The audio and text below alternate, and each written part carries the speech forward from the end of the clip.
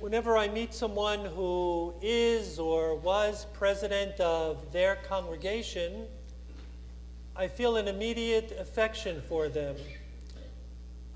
I have a very close-up view of what it's like, what it is, what it means, what burden one carries in being the president of a synagogue. And I can tell you that it is not easy, and it can be so very trying. I also have an affection for anyone who serves as an officer of the synagogue, a member of our board of directors. But many who serve as officers or members of the board will tell you straight out, I will never be president of the congregation, because they see what it involves. It's a tremendous sacrifice. As I said, it's a significant burden. It takes someone who's got something extra and special to step into that role. And when you talk to most presidents, they will tell you that their time as president was not easy, and if they say that it was easy, it means they didn't really set out to accomplish anything.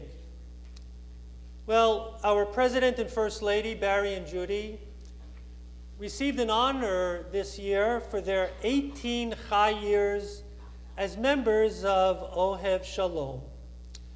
And there's no question in my mind that our synagogue has become part of the fabric of their lives as much as Judaism is part of the fabric of their lives.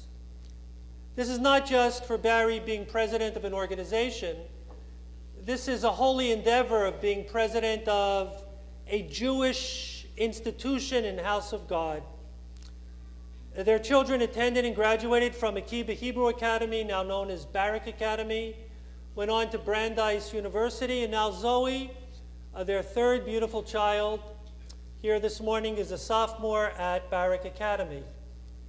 Barry has been, and even as president, remains one of our most consistent Torah readers.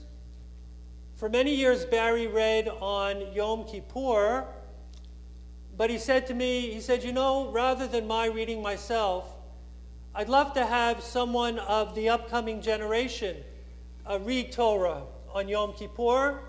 And so Barry gave his part up, and we heard that great, really great, I knew it was going to be one of the highlights today of Randy Parisman reading that fourth Aliyah.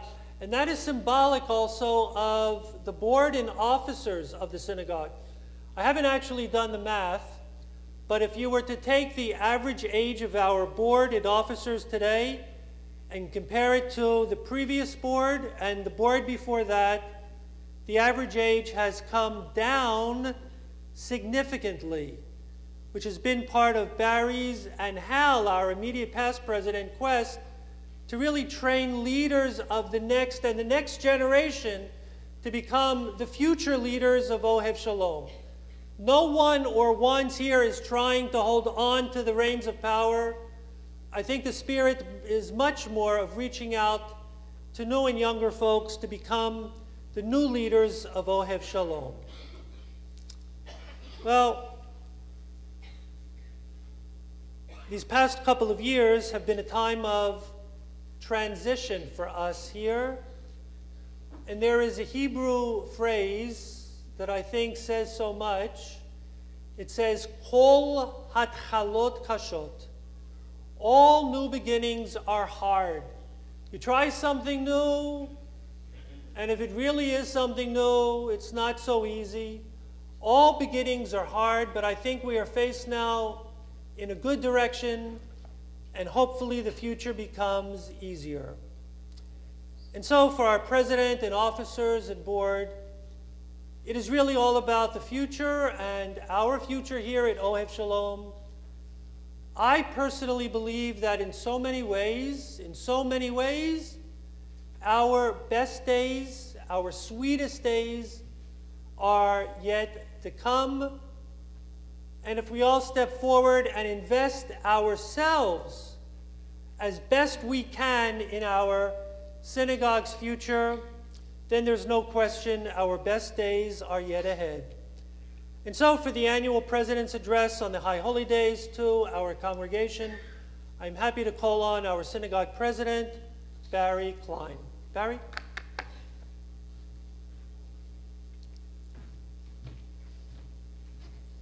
Thank you, Rabbi, for those really, really kind words.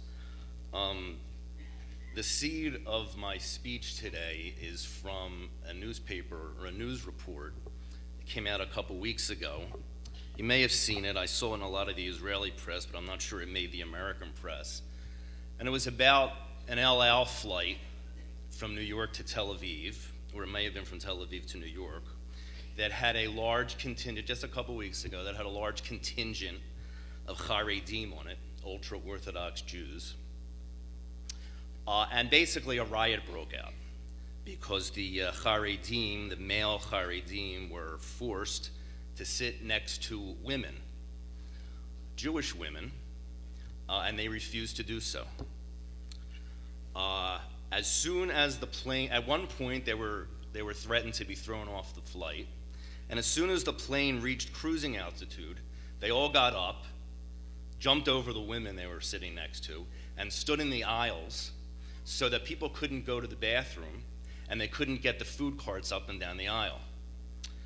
One passenger described it as an 11-hour nightmare. Now, at first, when I saw the story, I guess I laughed. I thought it was kind of amusing. And then as I thought about it, I was really appalled.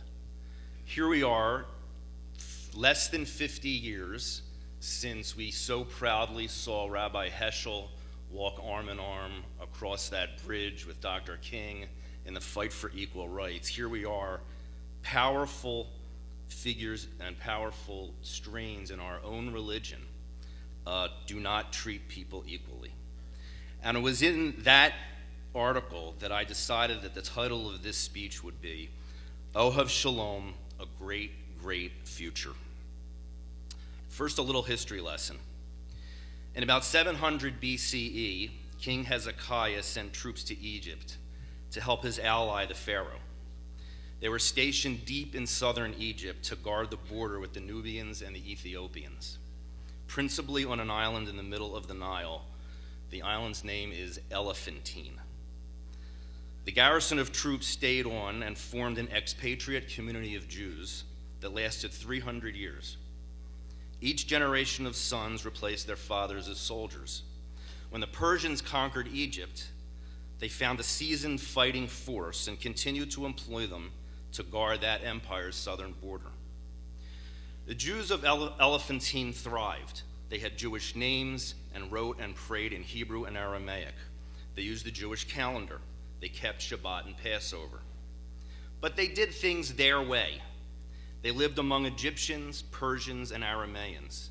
They adopted local practices and customs. They married and sometimes divorced the locals, raising their kids as Jews. Women could own property, enter into prenuptial agreements, and initiate divorce, unlike anything permitted by the Torah. And most spectacularly, the Elephantine Jews built a temple. The Bible includes a strict prohibition against building a temple outside of Jerusalem. But the Jews of Elephantine did it anyway. They considered their temple to be God's dwelling place, much as we feel the presence of God here today. At the same time as Nehemiah and Ezra, back in Jerusalem, were rebuilding an exclusive fundamentalist Judaism after the return from Babylonia, the Elephantine Jews were happy to live in a thriving, inclusive, multicultural environment. For the Elephantine Jews, it was possible to be Jewish and Egyptian, to live one life in balance with the other. I tell you this story to illustrate that from the beginning, literally from the beginning of our history, the history of Judaism has been a history of balance. From Elephantine to the Babylonian rabbis of the Gemara, to the great Jewish presence in Alexandria and Cairo, to the great Jewish civilization in Spain, to the secular Yiddish theater culture of Eastern Europe. Our history has been about balancing of tradition, time, and place. And with the balancing of tradition, time, and place, our history has also been a history of change. Alone among the great denominations of American Jewry, our conservative movement, and with it Ohev Shalom, continues that balance. We embrace modernity and local culture, and we embrace tradition and ritual. We believe that the Talmud and Maimonides are crucial to the understanding of Jewish practice, and we believe that Mel Brooks and the Marx Brothers are crucial to an understanding of Jewish culture. Maimonides wrote a book called A Guide for the Perplexed. Larry David has written a play called A Fish in the Dark. It is about sitting Shiva. We embrace both of them.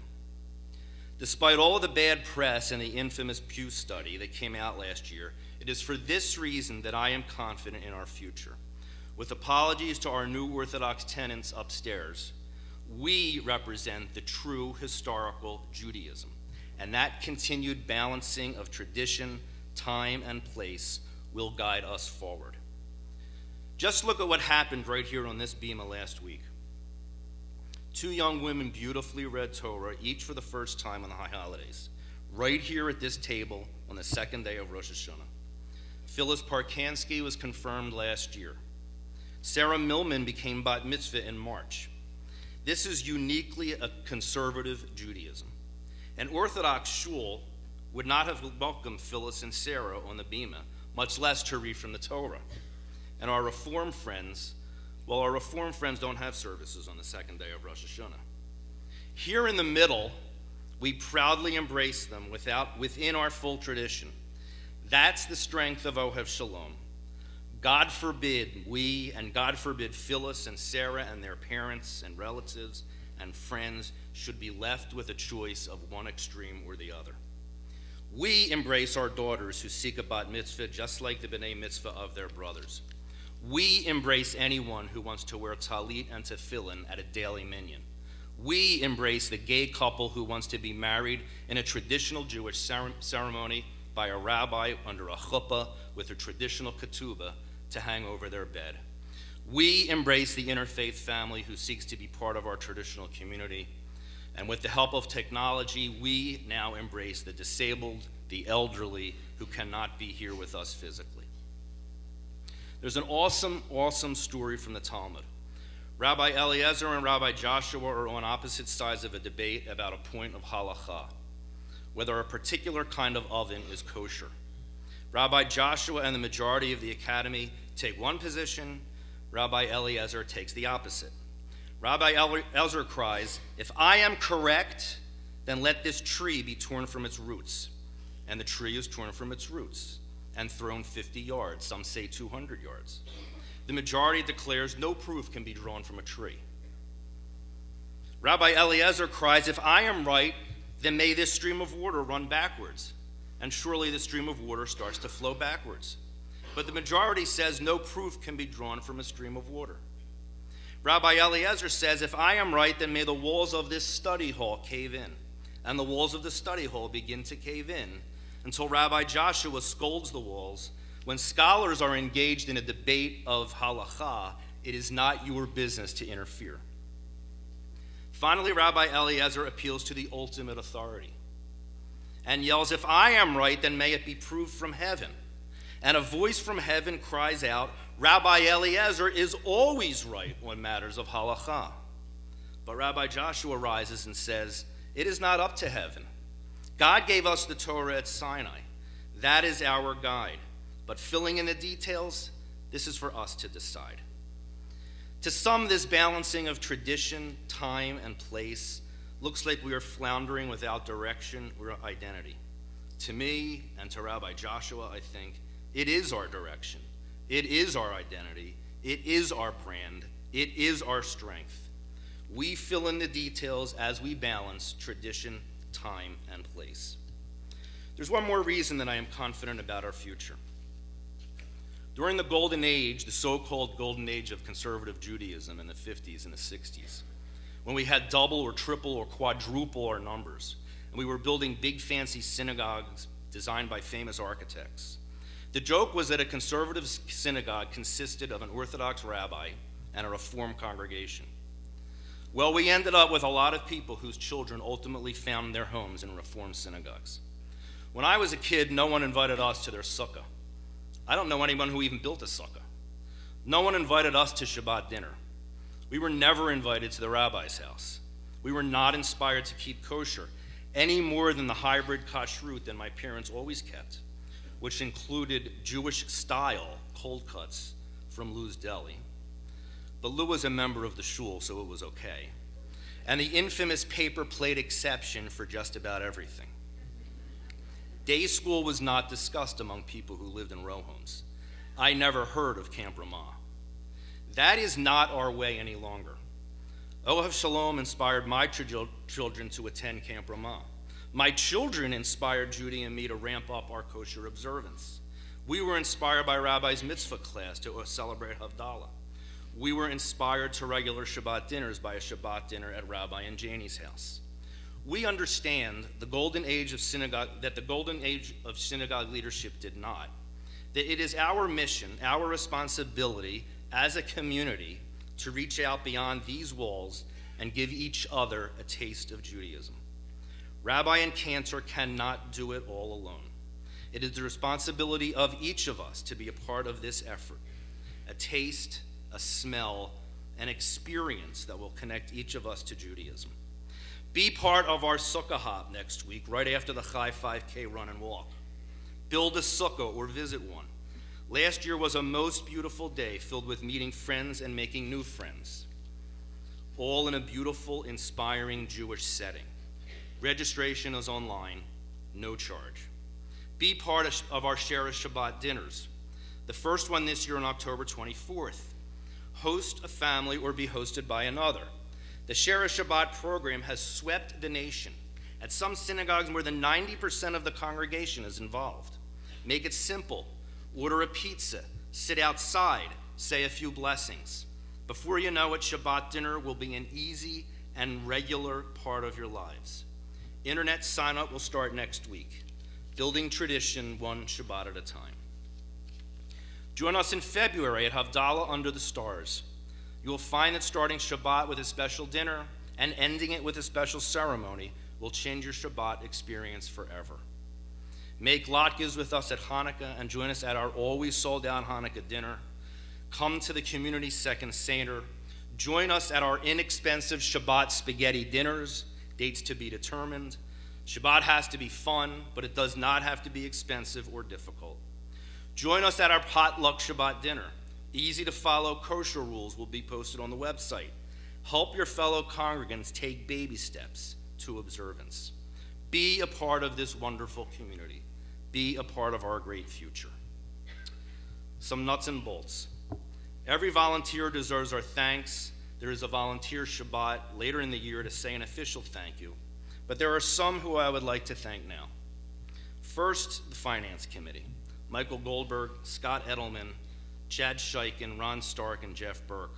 I have written and spoken frequently of the structural financial issues facing the synagogue. I will not go into those details today. Every time one is solved, another pops up. Thanks to our Finance Committee, we are in relatively good shape. We have a far better understanding of our financial status than we did for many years. We pay our bills on time, and our receivables are received pretty much on time also. This is a most difficult job that causes much burnout. So if you see any of them, please just say thank you. Or better yet, stop where you are and clap. We are not out of the woods yet. We have a realistic but aggressive fundraising goal this year. And if we make that goal, we will close the door on the problems that I have told you about. We will be in position to spend more money on marketing, outreach, and building a reserve, items that have been deferred for far too long. And if we make that goal, we may be able to roll back some of the dues increase that went into effect this year.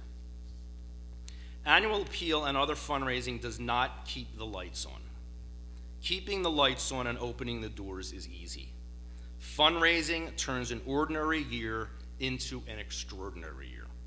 If you want to see your fundraising dollars at work, come to any Shabbat service in February, and you will see some of Cantor's 20 Gimel and Dalet Trope students read Torah for the first time. It is a most inspiring day for them, their parents, and anyone in attendance. That only happens because of annual appeal. Your generous fundraising dollars make it possible for us to have an early learning center music program, to pay the Hebrew school tuition for needy families, to extend the standard B'nai Mitzvah lessons from 6 months, which we had for many, many years, to a full year. None of that happens without fundraising. Inclusion b'kavod is possible only because of fundraising. Without fundraising, some Hebrew school class sizes would be doubled. So I urge everyone to answer your annual appeal letters with as generous a contribution as you feel comfortable making. Already, 95 congregants have heard the call, 25% of them new givers. And I am proud to say that to show its confidence in our future, each member of the board of directors has unanimously pledged to support this year's annual appeal campaign. Every dollar helps. And don't stop there. Fundraising can be fun. Join us at the Runners and Walkers Chai 5K next week at Tyler State Park, one of Bucks County's great treasures. Bring your friends. It's cheap, and all proceeds support the synagogue. Join us in October when the Inclusion B'Kavod Committee brings us Rabbi Charles Sherman. It's a Wednesday night, so get it on your calendar now. IBK is surely doing holy work, and surely it deserves your support. Join us at the Wine and Wyeth Art Auction, produced by the incomparable ladies of the Sisterhood. All proceeds support the synagogue. Free martini bar. During the cold days of January, try your luck at our first, I think it's our first, Monte Carlo night. And in March, join us at our spectacularly successful Comedy Night 4. The second group of volunteers I'd like to thank are affectionately known as the Rachels. Rachel Sachs and Rachel Batesh for their heroic work on behalf of the Early Learning Center. November and December saw some of our darkest days as a community. That the ELC is open and again receiving awards for its outstanding program is not an accident. It is because of the Rachels' hard work and love. Many sleepless nights and missed work days. Surely there is more to do. Preschool enrollment is down across every synagogue in the area, and as you know, Council Rock is predicting closing 2 elementary schools and 1 middle school. We face the same challenges. But with the Rachel's love and attention, we have a great chance to succeed. Thank you to the volunteers of the Inclusion B'Kavod Committee, to Joanna Darr, Lindsay Miller, Arlene Roman, and so many others for doing God's work. When a potential member asks me what distinguishes Ohev Shalom from other synagogues, my first answer, Inclusion B'Kavod. Finally, a huge thank you to my good friend, our legal counsel, Josh Laff. Josh's biggest client is Ohev Shalom. We produce a huge number of legal issues, from real estate to personnel. Unfortunately, we don't pay anything. So at the very least, put your hands together for Josh when you see him. In the last Torah portion of 5774, just before Rosh Hashanah, Moses invites each person to renew the covenant with God. He says, you are standing here today, all of you, before God, the heads of your tribes, your elders, your officers, all of the men, women, and children of Israel, the non-Jews among you, those who are here and those who cannot be here, in order to establish you today as a people unto God. Everyone is embraced, men, women, children, strangers who have not converted, strangers who have converted, those who would be present and those who would not because of a challenge, married and unmarried, straight, gay, old and young. All are embraced, all are welcome. If the census taken 40 years before is accurate, there are at least 1 million people in Moses' presence. The crowd is seething. There is no separation between women and men, young and old, parent and child. Animals meander among the people. Babies are crying. Imagine the noise. Imagine the smell. Imagine the anticipation and excitement. They cheer, they cry, they sing, they dance. They are not connected to their seats. They are not observers. They are participants in their own drama and their own history. Be not an observer at Ohev Shalom. Be not a spectator. Be a participant in this great community. Be a participant in your history as a Jew. Get out of your seats. Sing, dance, cry, yell, make noise. Lots and lots of noise. From my family to yours, from the officers and board of directors to each of you, Gemar Chatima Tova.